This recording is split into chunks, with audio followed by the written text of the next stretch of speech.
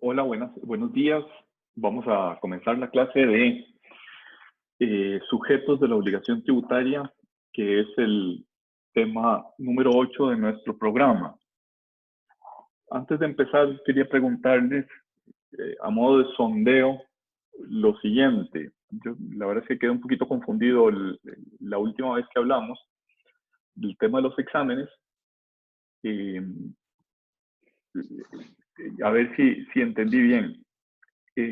Entiendo que los alumnos prefieren que haya mayor número de exámenes, es decir, la propuesta inicial, la propuesta que está en el programa es que iba a haber un examen parcial, un trabajo y después el examen final. El examen parcial y el trabajo iban a tener un valor de 30 puntos. Y pregunto, simplemente porque no quiero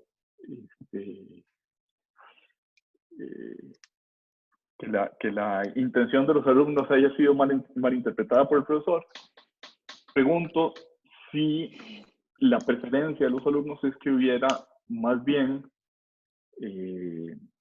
3 notas parciales, 2 exámenes parciales más un trabajo, cada uno valdría 20 puntos en lugar de valer 30, el total de los 3 valdría 60 puntos y 40 puntos el examen final.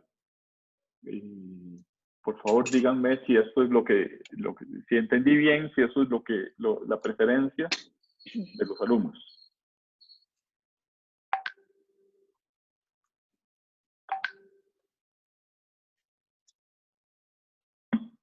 ¿Nadie tiene comentarios? ¿Me puedes repetir cómo sería esta opción y cómo sería la otra? Para compararlas, más bien. Según el programa, habría un examen parcial de 30 puntos, un trabajo de 30 puntos, un examen final de 40 puntos. Si yo no entendí mal, los alumnos preferirían que en lugar de que los 60 puntos iniciales se repartan entre un examen y un trabajo, que se repartan entre 2 exámenes y un trabajo. De cada examen de 20 puntos y el trabajo de 20 puntos. Y obviamente, pues los exámenes no serían acumulativos en materias, sino que serían, por decir algo, ahorita no tengo los temas exactos, pero dijéramos del tema 1 al 5, examen 1, del tema 6 al 10, examen 2, trabajo, que consume uno de los temas del programa, y examen final, temas 6 a 17, 11 a 17. Pregunta muy concreta, ¿prefieren que haya 2 exámenes parciales y un trabajo en lugar de un examen parcial y un trabajo para los primeros 60 puntos de la nota final del examen, del curso, perdón? Profe, yo personalmente prefiero un parcial. Profe, yo también prefiero solo. Ok.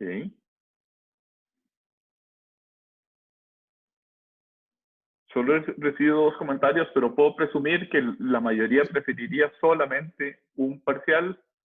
Sí, profe, yo creo que como estamos ya 18 de mayo, sería de hacer un parcial, el trabajo y el final. Ok. Sí, profe, yo creo lo mismo. Yo también estoy de acuerdo. Lo que me parece es que ya no hay tiempo para hacer más de tantos exámenes. Profe. Sí. Yo lo que sí considero es que, siento que son muchos temas para hacer un solo parcial que vale 30% y siento que lo que más complica es el formato que usted escogió para hacer el examen, porque siento que es mucha materia para solo 10 preguntas por un porcentaje muy grande. O sea, creo que la materia sería mejor. No he dicho 10 preguntas todavía. Bueno, eso fue la idea original que usted dijo, que era como 10, 15 preguntas digamos, que va a ser aleatorio, de un sistema que va a ir tirando de las 200, algo así que usted había dicho, que usted va a hacer, y que va a ir tirándole a uno 15 o 10. Ok, y alternativamente a eso, ¿qué es lo que te gustaría? Profe, a mí es que lo que sí me da miedo de un sistema así es, por ejemplo, que, bueno, a mí me falla mucho el internet. Entonces el problema es eso, ¿verdad? Que o sea, hay que prever la posibilidad de que a uno se le cierre el sistema y ver cómo volver a ingresar. Y por otro lado, el sistema que utiliza, bueno, me imagino que lo va a hacer por Metix, es que es contratiempo y yo siento que es mucha presión para uno ir pregunta por pregunta con cierto tiempo. Habría que ver cuánto tiempo lo va a dejar usted abierto, qué sé yo, que usted dice, son, bueno, 15 preguntas, pero van a tener 1 hora para hacerlo, una cosa así, no sé si va a ser más cerrado el tiempo o si le va a poner tiempo a cada pregunta. Pues pensaba ponerle tiempo a cada pregunta y dijéramos, a mí no me interesa tal vez meter demasiada presión en el tiempo de cada pregunta. Dijéramos, tal vez, si son preguntas de escogencia, tener entre 2 y 3 minutos por cada pregunta, ¿verdad? O sea, leer, pensar, escoger con un mínimo de tranquilidad. Si fueran preguntas de desarrollo, que a veces me gusta poner 1 o 2 preguntas de desarrollo, pues dedicar unos 10, 20 minutos a esa pregunta de desarrollo.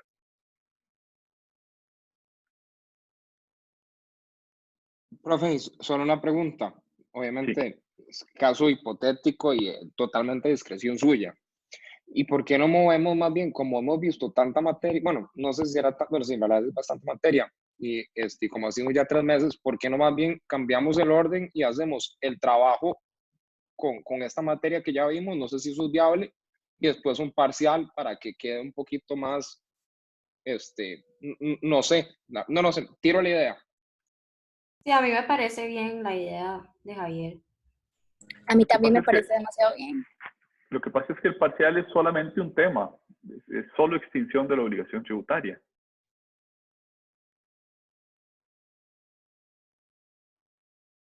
Yo la idea que... El trabajo, perdón, sí, el trabajo es solamente un tema. Yo más o menos la idea que tenía inicialmente es que el examen incluyera lecciones 1 a 7 del programa, hasta ahorita. Hoy estamos iniciando la lección 8, o sea, esto ya no entraría en ese examen parcial. 1 a 7.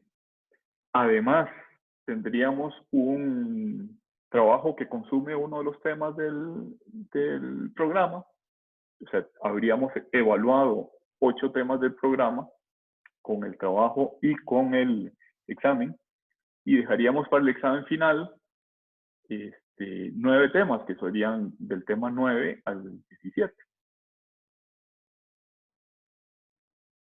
¿Cómo lo ven? O sea, yo sí entiendo que hay que hacer bastantes lecturas. Si se habrán fijado en Metix, hay algunas lecturas que cubren más de un tema. O sea, no es que tengan, sobre los 7 puntos que hemos visto del programa, no es que tengan 7 lecturas, es un poquito menos. Pero están todas las lecturas de todas las materias que hemos visto hasta ahora. Lo que no está todavía es las grabaciones de las clases ahorita no recuerdo si solo la última está pendiente o las 2 de la semana pasada están pendientes, creo que solo la última. Es materia, sin duda, hay que leer. Las presentaciones sirven como una especie de resumen de esas lecturas. Pero hay que leer. Lo que se va a evaluar es sobre las lecturas, sobre el material de lectura.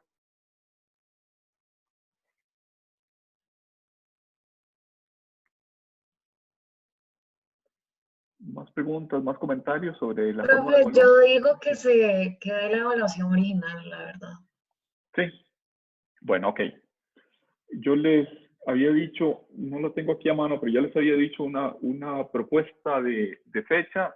Ahora la ratifico al acabar la clase y al final del día les mando la fecha de ese examen y también la fecha del trabajo, por si alguno quiere ir adelantando con el trabajo.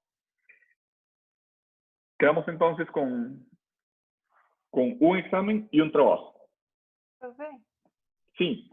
Es que tenía una consulta porque la vez pasada habíamos dicho de que iba a poder ser como asincrónico, pero es que las horas en las que estaban establecidas, yo no sé cómo les pasa a los demás, pero para mí era entre horas de clase, digamos, entre otras clases. Entonces, no me acuerdo si eso lo habíamos cambiado. No te entendí, no te entendí. ¿El examen lo vamos a hacer sincrónico o asincrónico? La idea es que sea asincrónico, de tal manera que en un largo no, en un dato de tiempo, digamos en 4 o 5 horas, cada uno tenga una hora, la hora que decide escoger. Ok, pero eso era lo que le estaba, digamos, mencionando, que si esas horas podríamos establecerlas tal vez no en la mañana, sino en la tarde, como de la hora de la clase hacia la tarde. Bueno, no tengo inconveniente. ¿Alguien tiene inconveniente en que lo hagamos de esa manera? Profe, yo solamente pediría como que sea jueves, porque los lunes está el énfasis de ciencias forenses y habemos algunos que estamos llevando ese énfasis, entonces nos chocaría con la clase, pero por lo demás todo bien. Ok, tomo nota. Profe, yo creo que usted lo había establecido para el jueves 28 de mayo. Me parece que sí. Me parece recordar que era jueves. Ahorita no tengo la fecha exacta de qué jueves era, pero creo que sí era jueves 28. Sí, y también quería, como si lo podría tener en consideración, que si podría ser, aunque sea como 1 hora y media, teniendo en cuenta tal vez eso de problemas de conexión o con el aparato que uno esté usando, porque la verdad sí es bastante estresante hacer un examen y que pasen situaciones que uno no pueda controlar. Bueno, para tranquilidad suya y de todos, en años anteriores, la gente termina, yo les doy 1 hora para terminar el examen y hay gente que lo termina en 15 o 20 minutos. Ciertamente no con este sistema, era presencial, pero dijéramos es más o menos el mismo esquema de preguntas.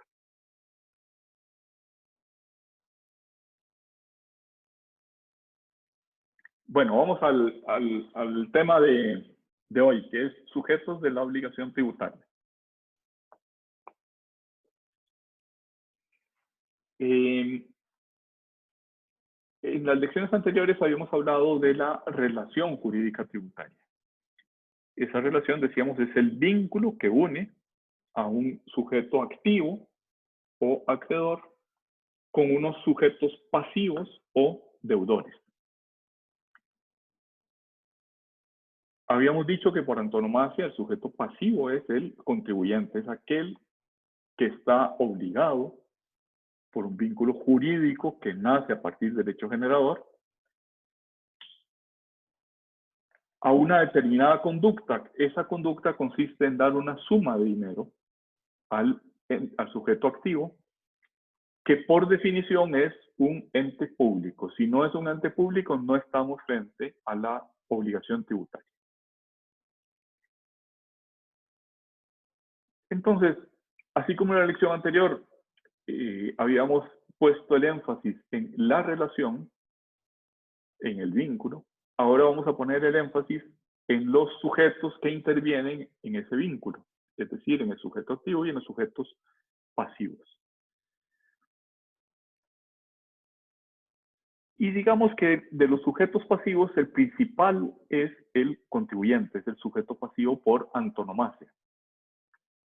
Pero además, la legislación contempla, a partir de diversas técnicas para facilitar la recaudación, otros sujetos pasivos, como pueden ser el sustituto, el agente de retención o de percepción, el recaudador sin título,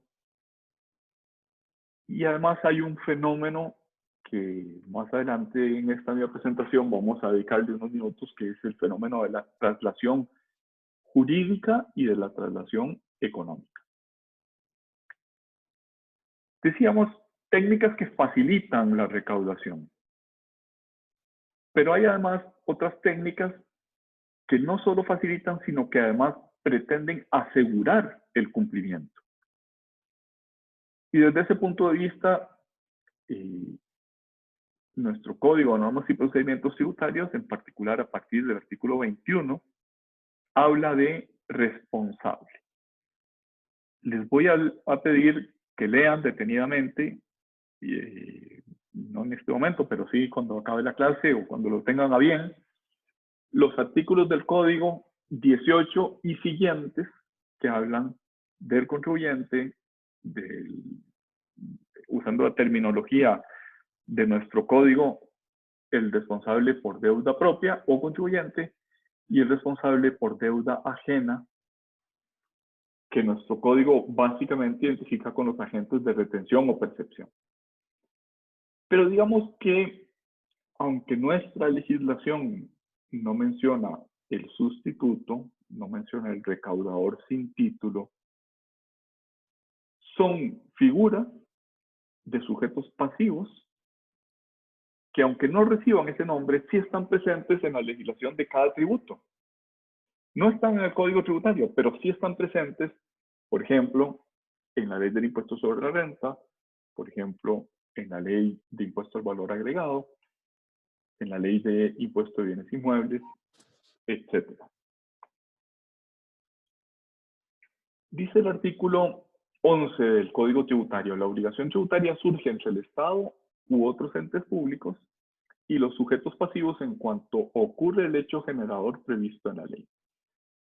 Este artículo, dijéramos, pone el énfasis en la relación, en el vínculo, pero señala los dos extremos de esa relación: el ente público y el sujeto pasivo.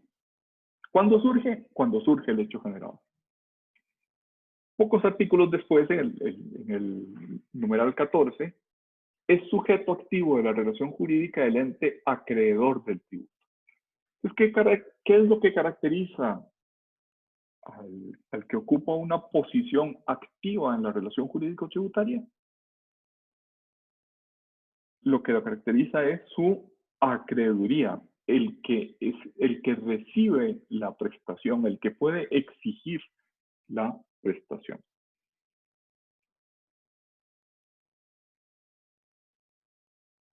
En la Filbina se menciona que esa posición acreedora,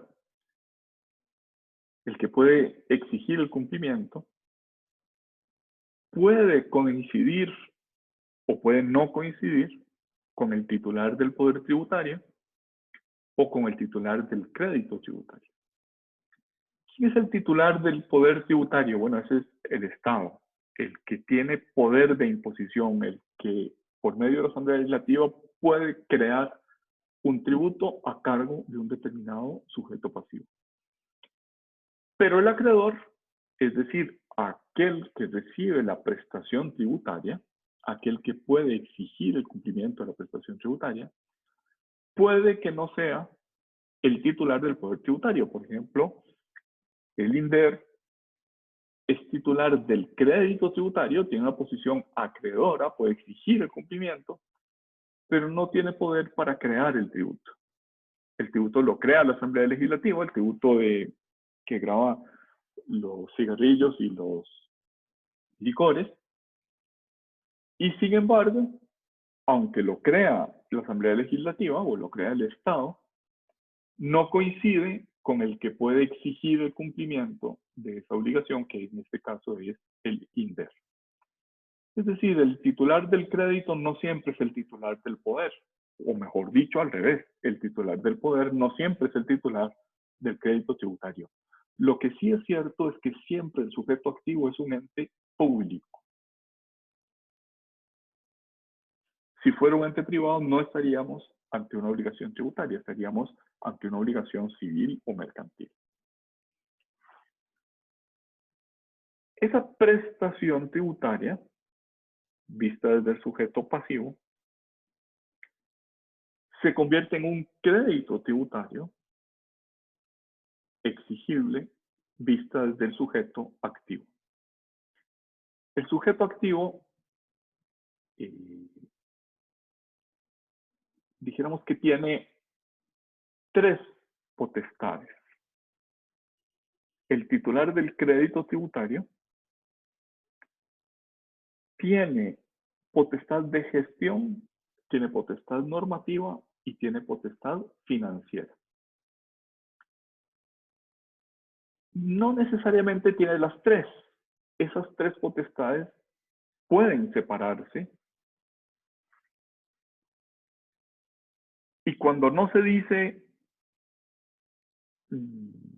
específicamente, se entiende que el ente público tiene las tres, pero podría ser que un ente público tenga unas y otro ente público tenga otras. Me explico con un ejemplo. El INDER, que como dije antes es el titular del crédito tributario, del impuesto de cigarrillos y de licores, no tiene poder de gestión en la importación de cigarrillos y de licores. Esa potestad de gestión la tiene la Dirección General de Aduanas. El importador de unos cigarrillos o el importador de unos licores debe aceptar la declaratoria única aduanera, llamada DUA también en Costa Rica, y la presenta a la Dirección General de Aduanas. Es la Dirección General de Aduanas la que gestiona el cobro de ese tributo, tiene la potestad de gestión. Hay una segunda potestad, que es la potestad normativa, que generalmente se identifica con la emisión de los reglamentos, puesto que la potestad normativa principal de la Asamblea Legislativa, esa no puede ser delegada, iría contra el principio de reserva de ley, pero la potestad normativa es aquella que tiene, el ente de emitir normas de carácter general. Esas normas de carácter general las emite el Poder Ejecutivo mediante decreto ejecutivo cuando emite los reglamentos, pero además el órgano encargado de administrar el tributo, la administración tributaria, también puede, de acuerdo con el artículo 99 del Código Tributario, emitir normas de carácter general. Esa es la potestad normativa. En el caso de este impuesto de que venimos hablando, el de impuesto a los cigarrillos, impuesto a los licores, la potestad normativa la tiene la Dirección General de Tributación. Es la Dirección General de Tributación la que establece esas normas del artículo 99. Tarea, lees detenidamente el artículo 99. Y finalmente hay una potestad financiera, que es una vez que ha ingresado a la caja del ente público, ¿quién tiene la potestad de gastar esos fondos? Esa potestad, en el caso de este tributo de que venimos hablando, la tiene el INDER. Entonces, ¿tiene potestad de gestión el INDER? No en las importaciones, sí en el cobro local del tributo cuando los cigarrillos o los licores se producen localmente. Tiene potestad de fiscalización, que esa es una de las potestades o de las funciones incluidas en la potestad de gestión. Sí, esa potestad le corresponde al INDER. La fiscalización le compete al INDER tanto sobre las importaciones como sobre los tributos locales.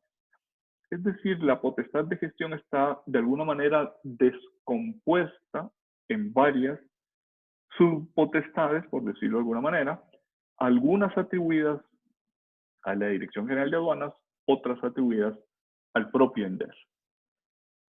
En este caso del INDER, sí. Perdón, Sí. En este caso del INDER, ¿esos impuestos irían todos a la caja chica del Estado o irían directamente a la caja del INDER? En el caso de las importaciones pasan por la caja chica. Y después se transfieren. Y después se transfieren, sí. En el caso de los cobros internos, se cobra directamente por el INDER. No entran a la caja chica. La potestad normativa la tiene la Dirección General de Tributación. Normalmente la tendría el ente público titular del crédito, o sea, normalmente la debería haber tenido el INDER, pero la ley, por las razones que sean prácticas, decidió atribuirla a la Dirección General de Tributación. Es decir, el INDER no tiene esa potestad normativa.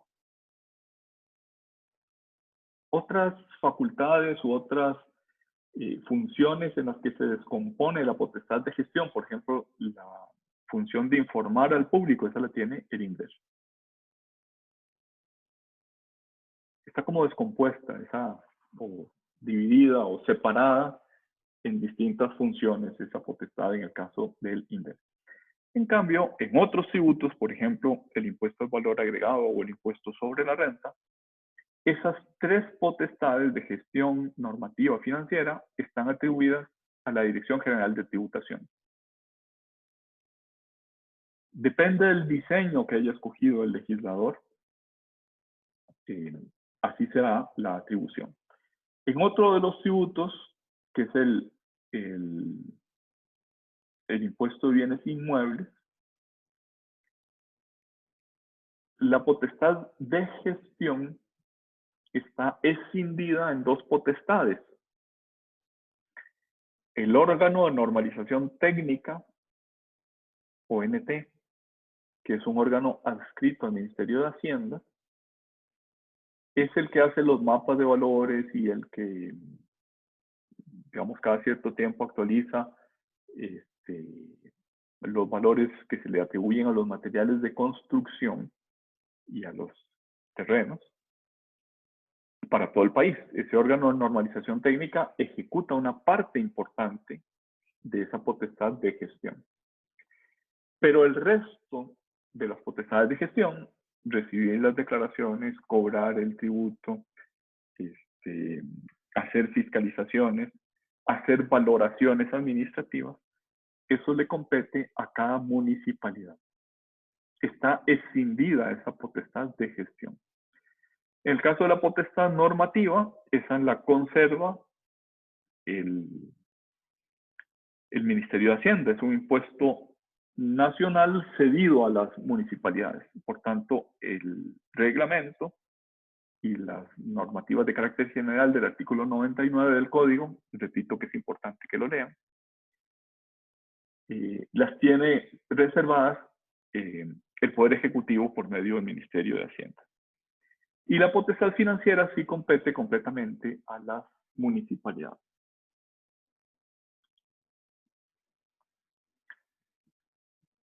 Pasamos al otro extremo de la relación jurídica tributaria, pasamos de los sujetos activos, pasamos ahora a contemplar los sujetos pasivos. El contribuyente, que vamos a llamarlo contribuyente puro y simple, el contribuyente simpliciter, es el que realiza el hecho generador de la obligación tributaria y cuya capacidad económica se pretende gravar en el tributo. En el impuesto sobre la renta, ¿quién es el contribuyente puro y simple? El que obtiene una renta gravada en ese tributo. ¿Cuál es la capacidad económica que se pretende gravar? La del que obtiene esa renta, la del que realiza el hecho generador del impuesto sobre la renta. Hay otros sujetos que pueden ser colaboradores en la recaudación, lo que unas firminas atrás llamamos establecidos para facilitar la recaudación, o pueden ser garantes de la obligación tributaria, lo que unas filminas atrás llamábamos establecidos para asegurar la recaudación. ¿Quién es el sujeto pasivo? Es la persona obligada al cumplimiento de las prestaciones tributarias en calidad de contribuyente o de responsable. Recuerden que al hablar de la relación jurídica tributaria habíamos dicho que esa relación es una relación que tiene, la calificamos de compleja, y decíamos que esa complejidad proviene de que tiene múltiples prestaciones. Una prestación es pagar una suma de dinero, otra prestación es cumplir con los deberes formales, llevar contabilidad, emitir facturas, presentar declaraciones, presentar información de terceros.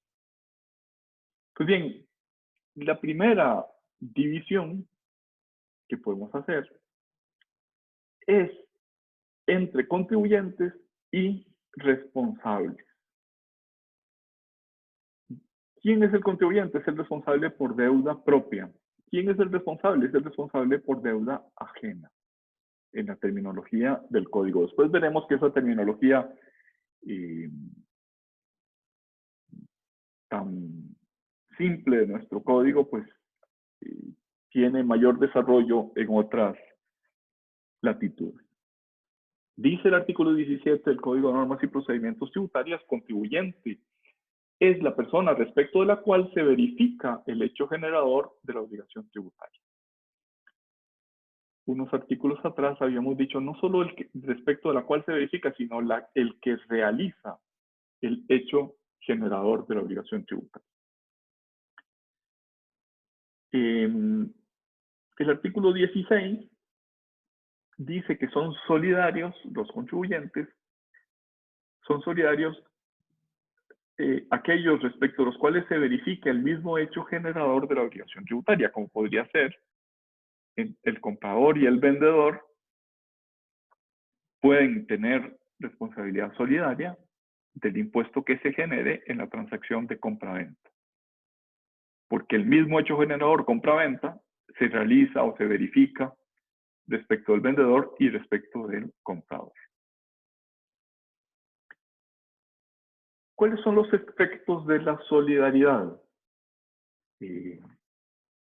No solo es aquello respecto de los cuales se realiza el mismo hecho generador, sino también, de acuerdo con el artículo 5, aquellos a los que la ley les imponga un deber de solidaridad. Estos efectos de la solidaridad tributaria son muy parecidos a los efectos de la solidaridad civil del derecho de obligaciones que ustedes habrán visto en derechos y obligaciones en la facultad. Son muy parecidos. De hecho, están tomados de la legislación civil con ligeras adaptaciones o incluso a veces las adaptaciones son meramente terminológicas para que estemos hablando de una obligación pública como es la obligación de pagar una suma de dinero en concepto de tributo. La primera de esos efectos es que puede, a elección del sujeto activo, del ente público, puede exigirse total o parcialmente a cualquier deudor. Lo normal es que se exija totalmente, pero eso no quita que el sujeto activo tenga el derecho de exigir total o parcialmente la prestación a cualquiera de los deudores solidarios.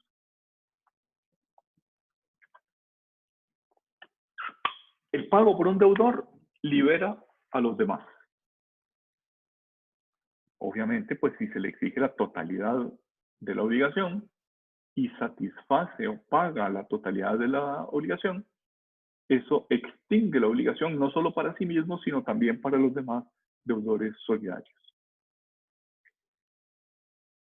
No obstante esto que acabamos de decir, la deuda en cuanto prestación de un deber de cumplir un deber formal, puede permanecer respecto de los demás obligados. Es decir, si un contribuyente paga, libera de la obligación de pagar a los demás. Pero si un contribuyente o un sujeto pasivo cumple un deber formal, eso no necesariamente libera a los demás, solo si la ley lo dice. Podría ser de interés del ente público el que todos cumplan con el deber formal. Se me ocurre, por ejemplo, en el caso de los emisores de tarjetas de crédito que retienen una suma de dinero a cuenta de los restaurantes, deben presentar una declaración de cuánto retuvieron pero también los restaurantes deben presentar una declaración de cuánto les retuvieron. Es decir, el cumplimiento del deber formal por parte de uno no libera o no exime a los otros sujetos pasivos. La exención o la remisión, recuerden que, de acuerdo con lo que vimos en la lección anterior, la exención es una perdón de la obligación tributaria. A eso se refiere esa expresión remisión. La exención o remisión, de acuerdo con no la teoría moderna, sino la teoría a la cual adscribe nuestro código tributario, la exención libera a todos los deudores, excepto si se trata de una exención subjetiva establecida en beneficio de una persona. Por ejemplo, podrían ser deudores solidarios la Cruz Roja, el Comité de Vecinos y otro sujeto por ahí. Pues bien, la exención de la Cruz Roja, si está establecida de modo subjetivo en beneficio de esa determinada persona jurídica, puede que no libere ni siquiera parcialmente al Comité de Vecinos o a los otros obligados tributarios. ¿De qué depende? Depende de si el beneficio ha sido establecido intuitu personae, es decir, en beneficio de una determinada persona. También son efectos de la solidaridad que la interrupción de la prescripción a favor o en contra de uno de los deudores favorece o perjudica a los demás, aunque esos demás no hayan incurrido en la interrupción de la prescripción. Supongamos el caso de que son solidarios respecto al impuesto que grava la compraventa el vendedor y el comprador. Y el comprador interrumpe el curso de la prescripción, por ejemplo, hace una gestión respecto de ese tributo, pues bien, esa interrupción de la prescripción perjudica al comprador, pero perjudica también al vendedor, aunque el vendedor no haya incurrido en la conducta interruptora de la prescripción. Esto que venimos hablando, y en general el derecho tributario, no rige las relaciones privadas. Solo rige las relaciones públicas. La relación jurídica tributaria siempre es una relación de derecho público. Pero el que esa obligación sea derecho público no impide, más bien presupone, que existan relaciones privadas entre contribuyentes y responsables.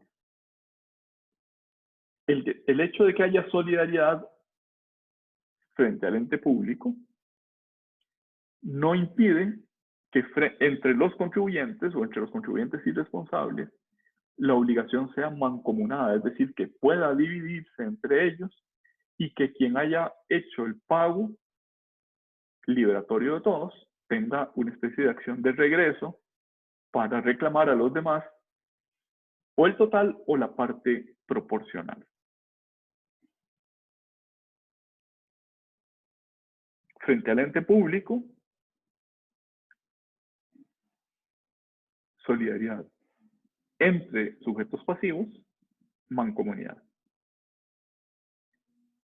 Si alguno de esos sujetos pasivos fuera insolvente, ya no en la relación pública, sino en las relaciones privadas, si alguno es insolvente, su porción, su parte de esa obligación mancomunada se debe distribuir a prorrata entre los otros. Algunos responsables solidarios, donatarios y legatarios por el tributo correspondiente a la operación gravada. Si el impuesto correspondiente es el impuesto de traspaso, son solidariamente responsables el que recibe respecto de la operación de donación o de legado.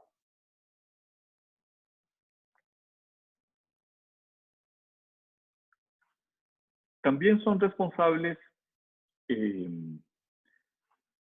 solidarios, y esto está en el artículo 22 del Código de Normas y Procedimientos Tributarios, los adquirentes de establecimientos mercantiles y los demás sucesores del activo o del pasivo o de ambos, del activo y del pasivo, de empresas o de entes colectivos con personalidad jurídica o sin ella. Después regresaremos sobre esta frasecita y sobre la que sigue. Los socios de las sociedades liquidadas también deben considerarse sucesores.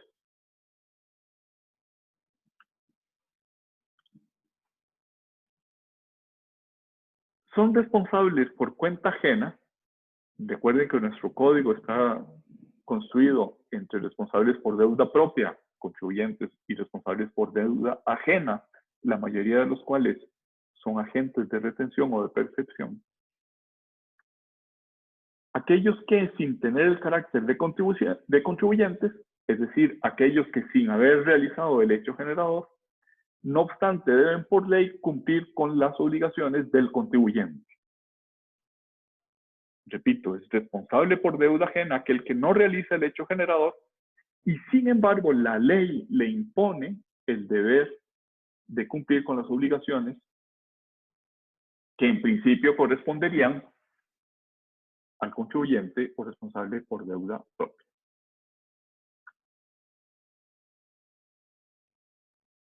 Dice nuestro artículo 23 que los agentes de retención o de percepción son aquellos que por su función pública o en razón de su actividad, oficio o profesión, intervienen en actos o operaciones en las que deben efectuar una retención o percepción, en que deben retener con ocasión de un pago o que deben percibir con ocasión de un cobro. Ya habíamos dedicado algunos minutos en una lección anterior a hablar del patrono, que con ocasión del pago del salario está obligado a retener el impuesto que grava el salario. Es un agente de retención. En razón de su oficio, en razón de su actividad, interviene en el pago y por tanto debe efectuar la retención. El agente de retención en principio es un responsable por cuenta ajena, según la terminología de nuestro código tributario. Después tendremos ocasión de criticar un poquito esa terminología de responsable por cuenta ajena. Hecha la retención, practicada la retención o la percepción, el agente se convierte en el único responsable ante el fisco. Es decir, el patrono cuando retiene el impuesto al salario, saca al asalariado del círculo de obligados frente al fisco. El fisco ya no tiene acción de cobrarle al asalariado, ya solamente tiene acción frente al patrono o agente retenedor.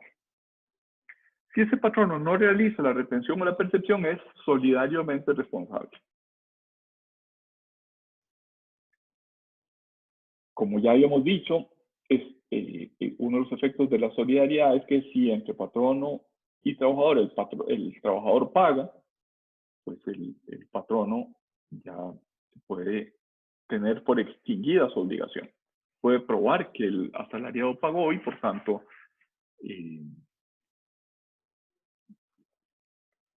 que ya no tiene obligación alguna frente al erario público. Si no realiza la retención, pero paga el tributo, puede repetir, es decir, puede cobrar al asalariado el impuesto que le correspondía.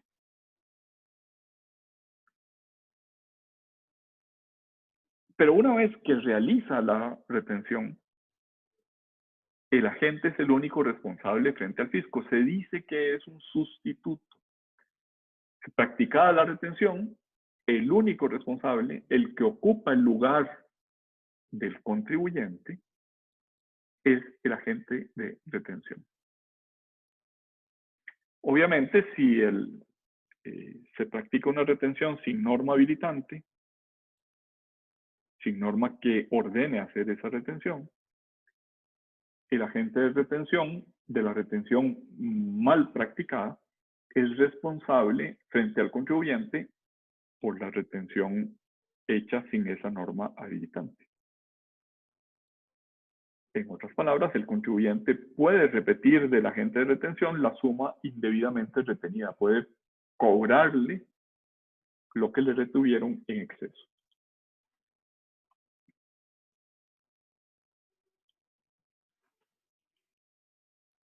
Con lo que llevamos dicho hasta ahorita, podemos decir que los sujetos pasivos se clasifican en contribuyentes, sustitutos, responsables, recaudador sin título, sucesor inter vivos, sucesor mortis causa y repercutido jurídico.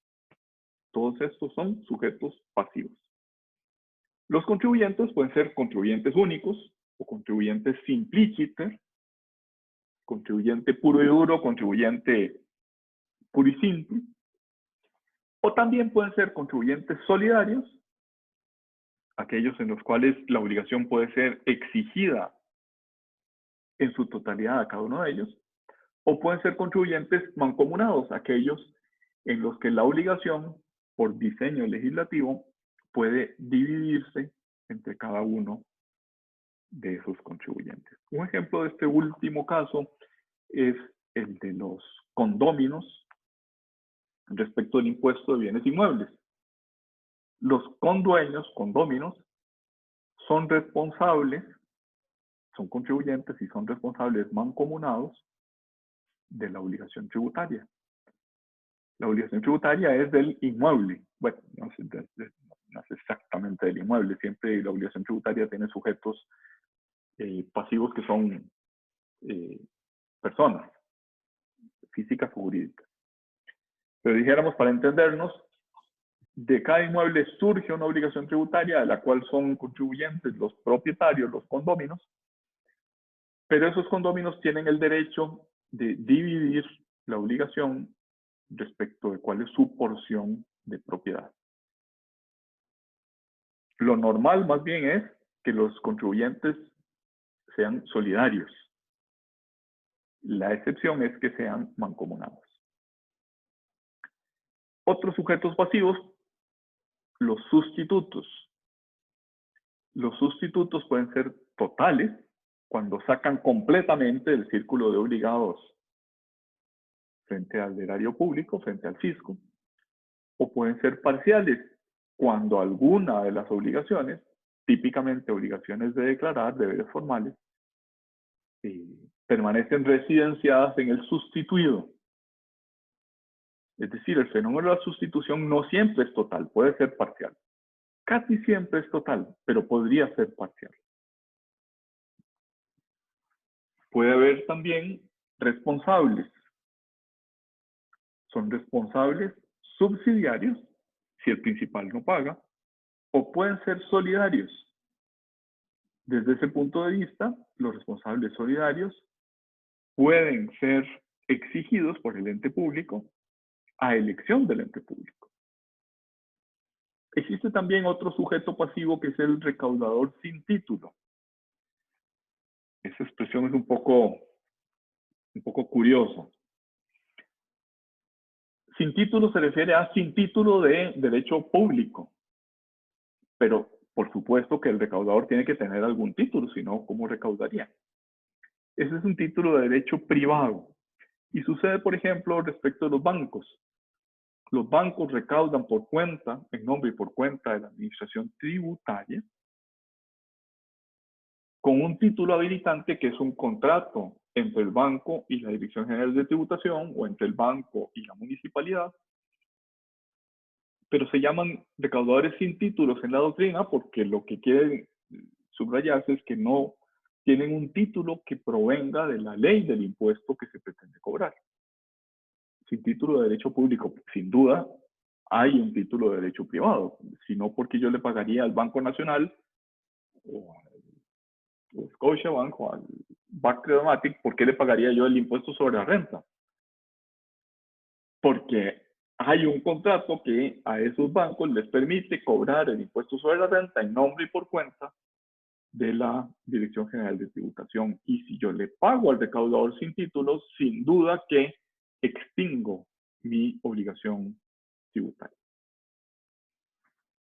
En las obligaciones públicas o en las obligaciones públicas denominadas tributarias, existe el fenómeno de la sucesión. Esto es, no se trata de un fenómeno exclusivo de las obligaciones privadas. Y puede haber sucesión inter vivos de una deuda tributaria. Por ejemplo, en el impuesto de bienes inmuebles, el comprador de la sociedad dueña del inmueble es sucesor de la deuda tributaria del impuesto de bienes inmuebles. Y puede haber sucesor por causa de muerte. Si yo heredo de mi padre un inmueble y mi padre debía el impuesto de bienes inmuebles, el sucesor de ese inmueble es responsable de la deuda tributaria que tenía su causante. Y un último sujeto pasivo en esta clasificación es el del repercutido jurídico de la deuda tributaria. Vamos a detenernos unos minutos en hablar del fenómeno de repercusión. Partamos de una descripción más bien económica, no jurídica, de la repercusión. Todos los tributos se trasladan. ¿Qué quiere decir esto? Que si yo soy la Universal y yo tengo que pagar impuestos sobre la renta y pretendo obtener utilidades con mi operación mercantil y el Estado me impone una obligación de pagar impuestos sobre la renta por esa actividad mercantil, yo pretenderé que en el precio, en el margen de mis operaciones de compraventa, esté incluida la obligación tributaria. Es decir, pretendo trasladarle, pretendo repercutir a un tercero mi obligación. Eso no es que sea bueno ni malo, simplemente así es. Todos los tributos, de alguna manera, se pretenden trasladar. No siempre se consigue. Las condiciones de mercado pueden impedir el que haya una verdadera traslación, una verdadera repercusión del tributo. Por ejemplo, si la Universal tiene muchos competidores y los competidores venden más barato que la Universal podría verse impedida en la pretensión de trasladar el tributo impuesto sobre la renta. Pero hay además de esa repercusión económica, que como digo existe respecto de todos los tributos, todos los sujetos pasivos pretenden trasladar la carga tributaria. Junto a esa repercusión económica o traslación económica, hay una traslación jurídica que está prevista en la propia ley y que es la propia ley la que exige el que se repercuta, el que se traslade el monto del tributo. Esto sucede en el impuesto al valor añadido. En el impuesto al valor añadido, la Universal está obligada a trasladar el impuesto. El impuesto lo cobra junto con la operación de compraventa, pero tiene la obligación de señalar el tributo en la factura de manera diferenciada respecto a la operación de compraventa. Y además tiene la obligación de repercutir, es decir, de trasladar el impuesto al valor añadido a su comprador. No solo es un fenómeno económico, sino que en este caso es un fenómeno jurídico. Ahí está obligada el contribuyente, y ojo que estamos llamando contribuyente de la Universal, no al comprador de bienes de la Universal. Está obligado a repercutir, a trasladar, a cobrar el tributo a sus compradores.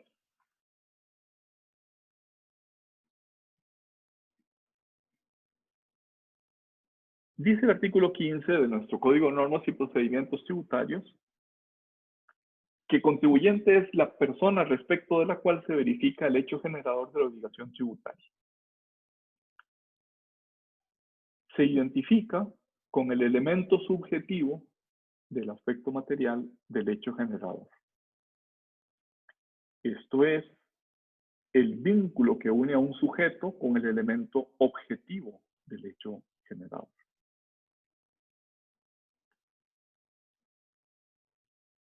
Si concurren en el hecho generador más de un sujeto, suele suceder uno de dos fenómenos. El fenómeno de la solidaridad, ya hemos hablado un poquitín de él, o, en lugar de la solidaridad, el fenómeno de la mancomunidad.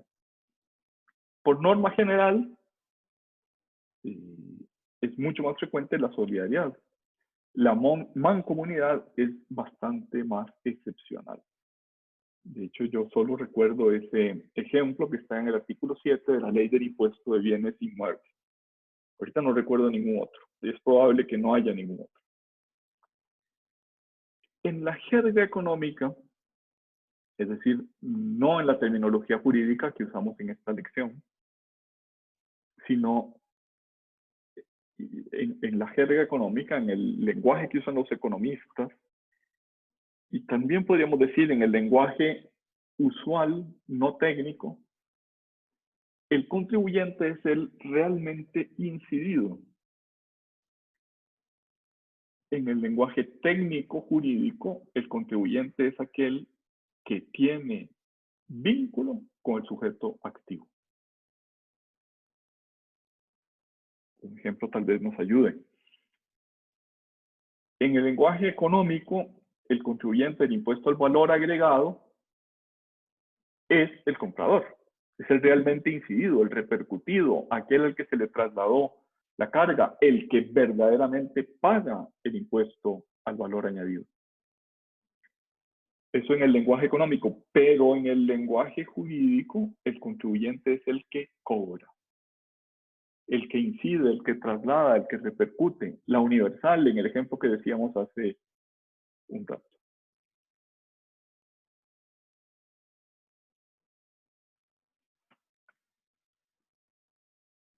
A veces, pero no siempre, el contribuyente coincide con el sujeto cuya capacidad económica se quiere gravar.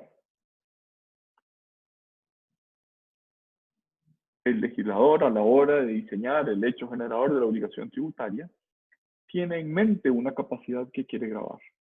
En impuesto sobre la renta quiere gravar la capacidad económica del que obtiene renta, del contribuyente de impuestos sobre la renta. Pero en otros casos, en el impuesto al valor añadido, como está prevista la traslación jurídica, la capacidad económica que se quiere gravar no es la de la universal, es la del comprador de bienes de la universal. Cuando está prevista la traslación jurídica, la capacidad económica que se quiere gravar es la del consumidor. Y en algunos impuestos, típicamente en el impuesto selectivo de consumo, en el que no hay traslación jurídica, sin embargo, por el diseño del impuesto está previsto, se espera que haya traslación económica. Si yo grabo en un bien de consumo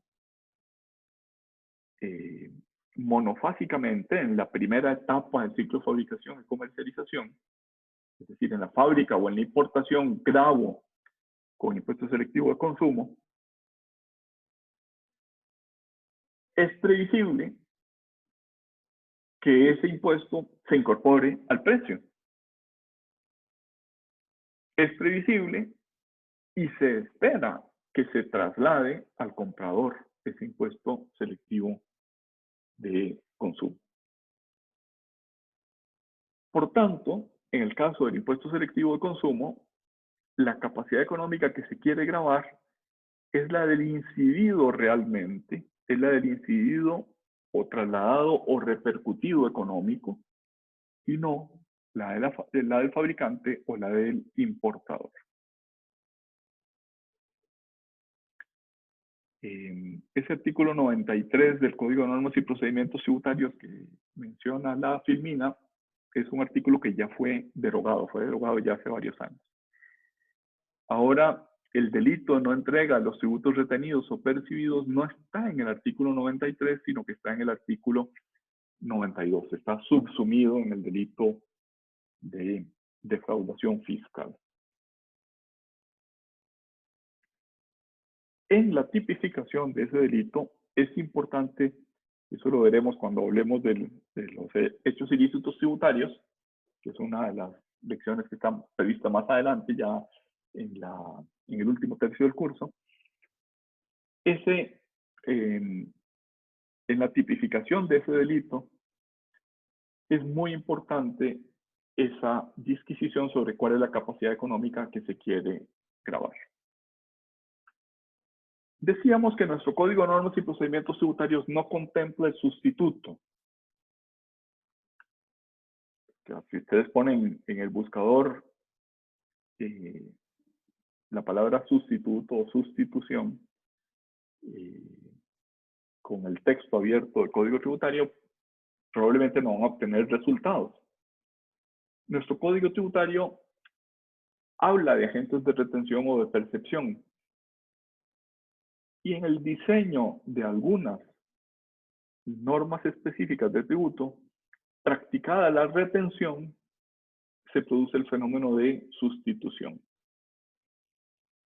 La doctrina suele decir que junto al hecho generador, el hecho generador genera el surgimiento de la obligación tributaria entre el contribuyente y el fisco. Junto a ese hecho generador hay otro presupuesto de hecho con un elemento subjetivo distinto que erige al sustituto como deudor, en sustitución del deudor por excelencia o contribuyente. Y nuestra legislación que contempla ese fenómeno lo ubican en primer plano, es decir, en lugar de en sustitución del contribuyente o sujeto pasivo del hecho generador. Ese presupuesto de hecho separado no es exactamente el mismo hecho generador, puesto que si fuera el mismo hecho generador, sería no sustituto, sino sería contribuyente, porque por definición el contribuyente es aquel respecto del cual se realiza o verifica el hecho generador. Pero hay otro hecho separado. A veces es el hecho generador visto desde otra perspectiva, con un elemento subjetivo distinto, que convierte al sustituto, permítanme la expresión, en el que le cae encima al contribuyente y lo desplaza del círculo de obligados tributarios frente al fisco.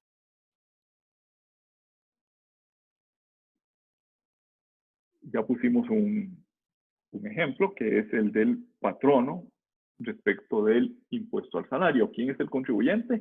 El que percibe el salario. Pero ese mismo hecho generador, percibir el salario, tiene un presupuesto de hecho separado que es el mismo, en realidad es el mismo hecho generador, pero con un elemento subjetivo distinto, ya no el que recibe, sino el que paga el salario, que convierte al pagador en deudor solidario por el hecho de pagar, y en sustituto, es decir, que desplaza, ya deja de ser deudor solidario, practicar la retención, sino que desplaza al asalariado del círculo de obligados frente al ente público. Decíamos antes que la sustitución puede ser total o parcial. La sustitución puede desplazar completamente de la obligación tributaria material, el único obligado a pagar es el sustituto, pero las obligaciones accesorias y típicamente los deberes formales pueden permanecer en el sustituido. O puede haber obligaciones accesorias en uno y otro, en sustituto y en sustituido. La sustitución puede suceder con ocasión de un pago, y en ese caso se habla de sustitución con retención. Y si no sucede con ocasión de un pago, sino con ocasión de un cobro, el sustituto puede constituirse en tal sustituto sin retención o con percepción.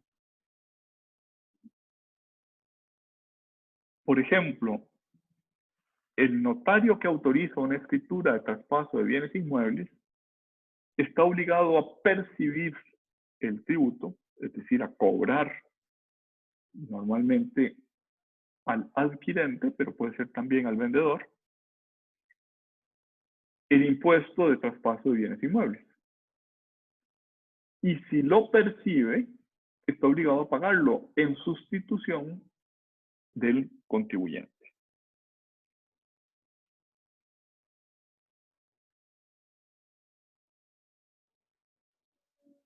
Cuando sucede este fenómeno de sustitución y se cobra más, o sea, el sustituto retiene o el agente de percepción percibe más de lo que le correspondía, está obligado a restituir, está obligado a devolver a aquel que sufrió la retención o la percepción indebida. El artículo 20 del Código de Normas y Procedimientos Tributarios dice que el deudor por deuda ajena, que ya hemos visto que esta terminología del código se refiere sobre todo al agente de retención, está obligado a pagar lo que hubiere, o sea, a devolver lo que hubiere indebidamente retenido o percibido. El artículo 43 del Código de Normas y Procedimientos Tributarios tiene lo que suele llamarse legitimación del responsable frente al erario público, es decir, aquel que cobró de más como agente de percepción o aquel que retuvo de más como agente de retención y lo entregó al erario público, al fisco, después puede reclamar del fisco la devolución de lo cobrado o de lo retenido en exceso. No obstante, a pesar de esa clara afirmación del artículo 43 del Código, insisto en que lo lean, la jurisprudencia ha dicho que solo tiene legitimación si pagó con fondos propios. Es decir, si no trasladó el tributo. Si sí trasladó, si sí hubo repercusión o incidencia en un tercero, solamente el incidido o repercutido es el que tiene legitimación. Esta afirmación de la jurisprudencia, que se ve sobre todo en fallos del Tribunal Fiscal Administrativo, no tiene fundamento en el artículo 43 del Código. Es más, no tiene fundamento legislativo alguno. Es una jurisprudencia contra ley. Y cuando esto se hizo notar al Tribunal Fiscal Administrativo, ya hace 20 o 25 años, por toda respuesta dijo: prefiero el enriquecimiento sin causa de la administración que el enriquecimiento sin causa del agente. El agente podría enriquecerse si trasladó el impuesto, es decir, si lo cobró a un tercero en exceso y pretende la devolución de algo que en realidad no pagó con sus fondos propios.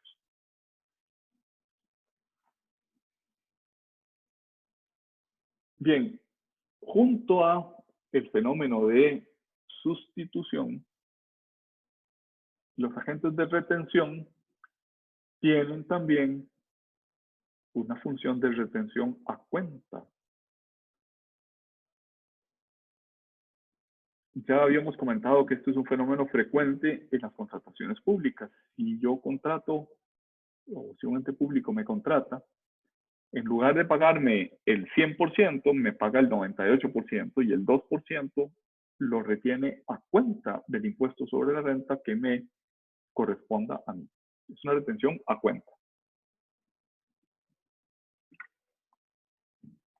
Obviamente se trata de una retención parcial.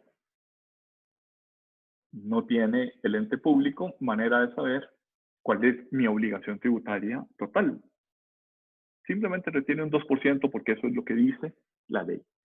No importa si mi margen es 2 o 10 o 20 o 50%. Es decir, no se sabe cuánto va a ser mi impuesto sobre la renta. Es más, puede ser que yo tenga pérdidas y no tenga impuestos sobre la renta. Por tanto, en esa retención se dice que ya no hay una sustitución del mecanismo de gestión. Ese agente de retención no es un verdadero sustituto o no es un sustituto completo, aunque sí hay una cierta sustitución del deber de pago, puesto que el agente de retención, a cuenta, debe enterar, que es el verbo que se utiliza en lugar de entregar, enterar el monto de esa retención al erario público. También habla la doctrina, esto tampoco está en nuestro Código de Normas y Procedimientos Tributarios, sino que está en la doctrina, lo que suele llamarse retención directa, cuando el sustituto y el sujeto activo coinciden. Es decir, el sustituto no sustituye, estrictamente hablando, al contribuyente y ocupa su lugar frente a un sujeto activo, sino que el sustituto y el sujeto activo son uno y el mismo. El patrono respecto del empleado público, el que paga es el Ministerio de Hacienda, el que recauda es el Ministerio de Hacienda, y por tanto, una vez practicada la retención, pues la obligación se extingue, ya no hay que, ese sustituto ya no tiene que pagarle al erario público, puesto que es el mismo. Se produce un fenómeno de confusión de la obligación. A ese fenómeno suele llamarse retención directa. Pregunta de examen, ¿en qué consiste la retención directa? Pregunta de examen, ¿en qué consiste el fenómeno de sustitución?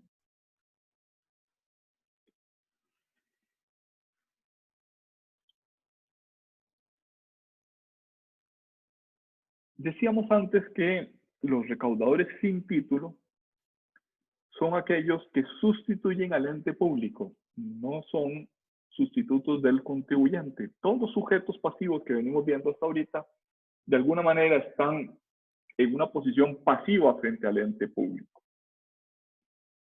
El recaudador sin título sustituye al ente público, es decir, frente al contribuyente actúa como si fuera el ente público. Actúa como un ente activo, no como un ente pasivo de la obligación. Pero inmediatamente que percibe, sin duda se convierte en deudor del ente público. En Costa Rica, y me parece que es el único ejemplo, es el de las instituciones financieras autorizadas para cobrar impuestos mediante un convenio particular, mediante un contrato entre esa institución financiera y el ente público. En otros países, el impuesto que grava al usuario de transporte y el transportista está obligado a cobrar el impuesto junto con el precio del servicio de transporte. Es un sustituto, debe cobrar porque la ley lo obliga a cobrar ese impuesto en nombre y por cuenta del ente público. Es un ejemplo de otros países. No, que yo sepa, en Costa Rica el único ejemplo es el de los entes financieros.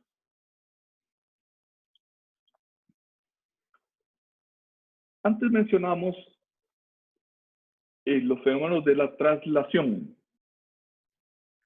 Ahora vamos a dirigir nuestra mirada unos minutos a hablar de la traslación jurídica.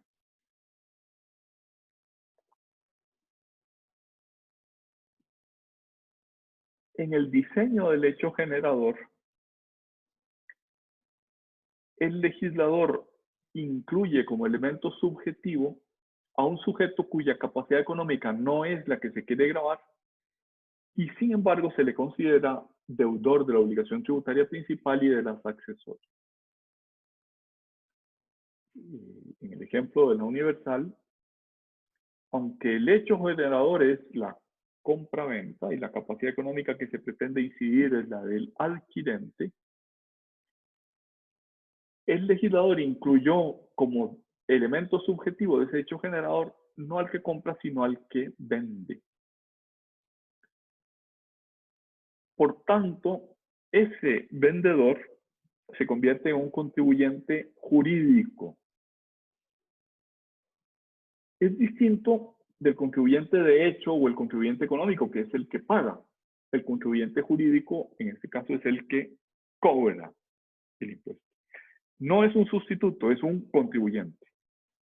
¿Por qué? Porque la legislación así lo designa como el obligado frente al erario público.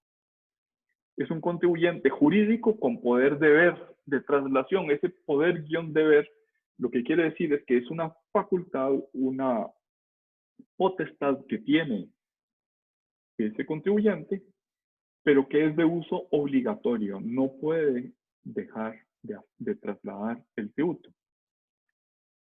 Cuando más por menos dice, esta semana pagamos el impuesto de ventas por usted, en realidad está obligado a cobrar, y una vez que está en su poder me hace una donación equivalente al monto del impuesto.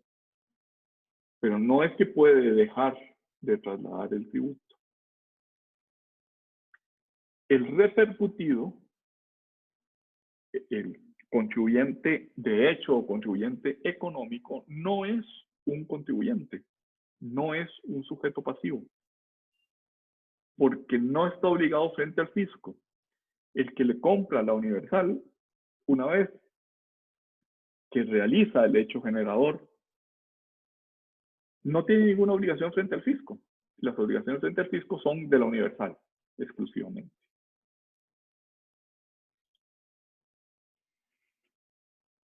Existe un mecanismo llamado exención del repercutido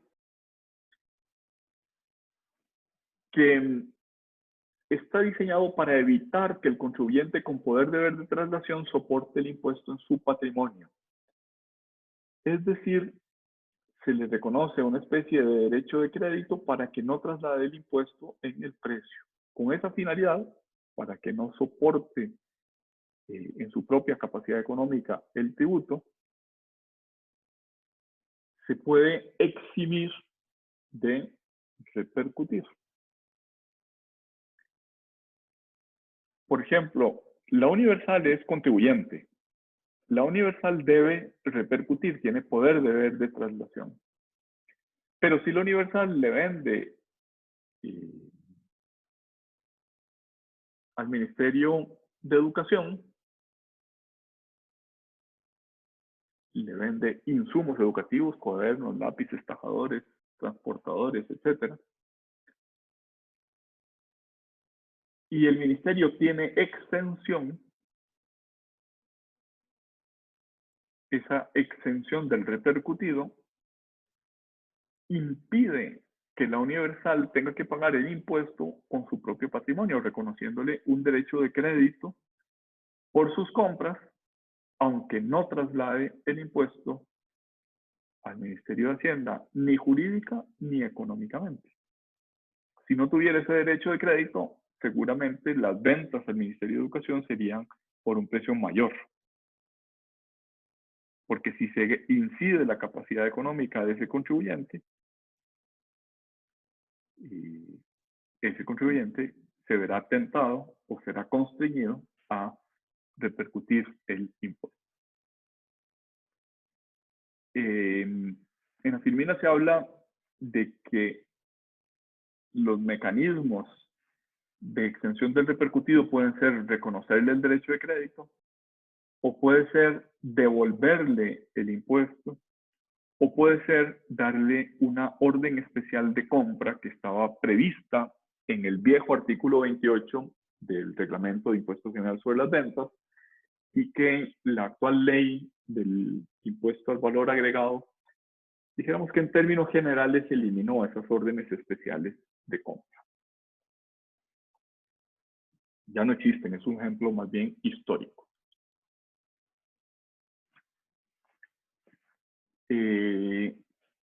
Vamos a dejarlo por aquí para que haya suficiente materia para la lección del jueves. Soy consciente de que estoy terminando un poquito antes de lo habitual, pero espero que no haya molestias. Además, estoy viendo que hay apenas 18 participantes de los casi siempre 30 que tenemos. Abro para preguntas y respuestas, lo que quieran preguntar, y si no, lo vamos a dejar por ahí el día de hoy.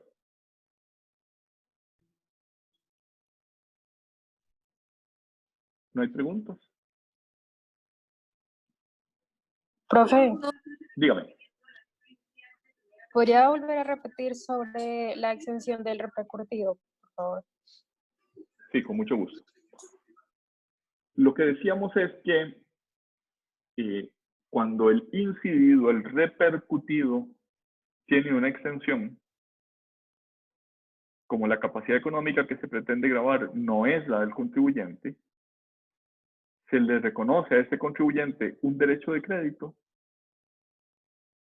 o bien se le devuelve el impuesto, o bien se le da una orden especial de compra. Esta última orden especial de compra en vías de extinción, porque la nueva ley del impuesto al valor agregado ya no las reconoce. Recuerden que el impuesto al valor añadido es un impuesto que grava todas las operaciones de compraventa y que le otorga derecho de crédito por sus compras a la Universal. Todo lo que la Universal compró con IVA, por ese IVA tiene un derecho de crédito. Es un crédito a su favor. Pero tiene débitos por el impuesto que le cobre en sus operaciones de compraventa a quienes le compren a la Universal. Ese mecanismo de créditos y débitos significa que lo que le entrega al erario público es solamente la diferencia entre créditos y débitos. Y ese sistema de créditos y débitos no reconoce derechos de créditos cuando se trate de ventas exentas. En términos generales, no hay derecho de crédito en las exenciones. Cuando hay ventas exentas, no hay derecho de crédito. No obstante, en algunos casos, sí se le reconoce derecho de crédito porque la capacidad económica que se pretende gravar no es la de ese contribuyente. La capacidad económica que se pretende gravar es la del incidido, la del contribuyente económico, la del repercutido. Entonces hay distintos mecanismos para que la exención del repercutido no se convierta en una carga económica para el contribuyente del impuesto al valor agregado. Esos mecanismos son o le doy derecho de crédito pleno o le devuelvo el impuesto o le otorgo una orden especial de compra al repercutido para que pueda comprar sin pagar el impuesto a pesar de la obligación general de repercutir que tiene el contribuyente. Eso sucedía, el ejemplo típico es con los exportadores. Los exportadores están están exentos por sus exportaciones, están exentos del impuesto al valor añadido. Cuando si yo soy productor digamos, de bananos, por ejemplo, pago impuesto al valor añadido por los insumos agrícolas, por los insecticidas, por los pesticidas, por el servicio de transporte, por el servicio de cosecha, por el tractor que me alquilaron, etc. Pero cuando exporto el banano, no puedo cobrar el impuesto. Pues bien, a esos exportadores de banano, como la capacidad económica que se pretende gravar no es la del productor y la exportación está exenta, la legislación les reconoce un derecho de crédito por el impuesto que hayan pagado en las etapas anteriores, o bien le concede la devolución, o bien les permite comprar sin el previo pago de ese tributo. Esos fenómenos que estamos hablando, derecho de crédito, devolución, orden especial de compra, eso es lo que suele llamarse exención del repercutido.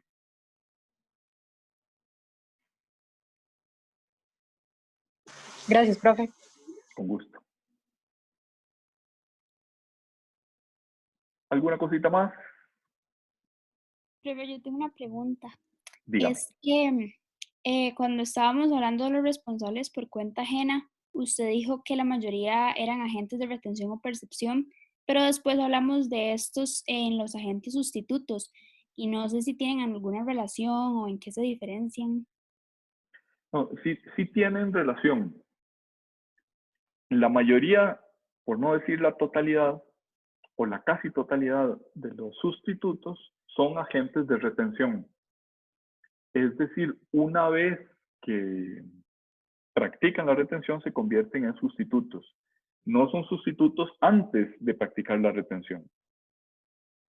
El patrono, antes de practicar la retención del impuesto al salario, es solidariamente responsable. Pero una vez que practica la retención, se convierte en sustituto, es decir, en el único obligado frente al fisco. Y en ese caso, la sustitución es total, porque el patrono es el único que tiene relaciones frente al fisco, es el único que está obligado a llevar contabilidad, es el único que está obligado a presentar declaraciones, es el único que está obligado a pagar el tributo. O sea, un fenómeno de sustitución total. Ok, entonces, ¿cuál sería la diferencia entre los responsables por cuenta ajena? Es que no me quedó muy claro. Es que un agente de retención podría no ser sustituto, podría haber obligaciones todavía a cargo del sustituido. Ah, ok, perfecto. Gracias, profe. Digamos, tal vez la confusión es que agentes de retención y de percepción es una terminología, digamos, un poquito más vieja y menos precisa. En cambio, sustituto es una terminología más nueva, pero no coinciden plenamente agentes de retención y sustitutos. Ok, gracias, profe. Con gusto. Bueno, si no hay más preguntas, lo vamos a dejar por ahí el día de hoy. Muchas gracias y nos vemos el jueves. Gracias, profe. Gracias, profe. Con gusto.